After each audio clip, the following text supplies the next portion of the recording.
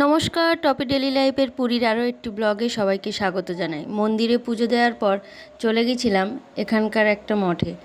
অনেক দিন থেকে ইচ্ছে ছিল যে এখানে এসে মঠে খাওয়া দাওয়া করব। তো সবাই মিলে আজকের মঠে চলে গেলাম খাওয়া দাওয়া করতে।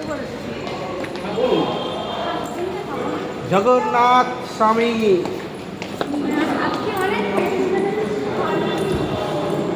এখানকার পরিবেশ ছিল খুব শান্ত ও শীতলময়। অনেক মানুষজন ছিল, কিন্তু কথাবার্তা, কোনো চেল্লামিলি, কোনো ধরনের কোনো আওয়াজ ছিল না। খুব শান্ত পরিবেশ ছিল। আমরা খাওয়ার জায়গায় এসে বসা পড়ার সাথে সাথে সমস্ত কিছু পরিবেশন করে স্টার্ট করে দিল। ও খাওয়ার আগে ভগবানের নামে একটু জয়ধ্বনি দিয়ে দিল। জয় জয় জয়।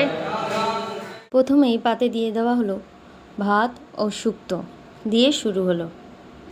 তো শুক্তো দিয়েই ভাত মেখে খাওয়া স্টার্ট করলাম।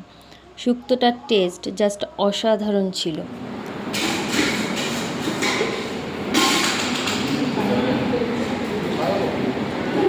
তারপর একে একে চলে এলো ডাল, সবজি, পাঁপড়ের তরকারি, চাটনি, পায়েস।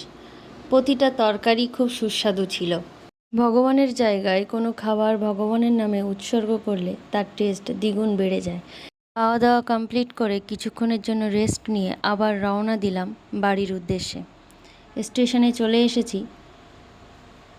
আমাদের ট্রেন টাইম ছিল 7:30টায়। এই যে আমার বরমশাই আমার ব্যাগ নিয়ে আগে আগে যাচ্ছে।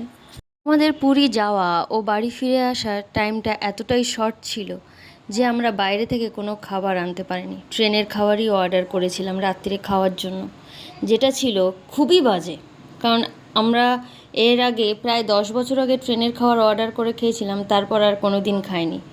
এখানে হোটেল থেকে কিনে নিয়ে যেতাম খাবার, আর বাড়ি থেকে পুরী যাওয়ার সময় বাড়ি থেকে খাবার তৈরি করে নিয়ে যেতাম। পুরীর গল্প আজকের এই পর্যন্ত। টাটা।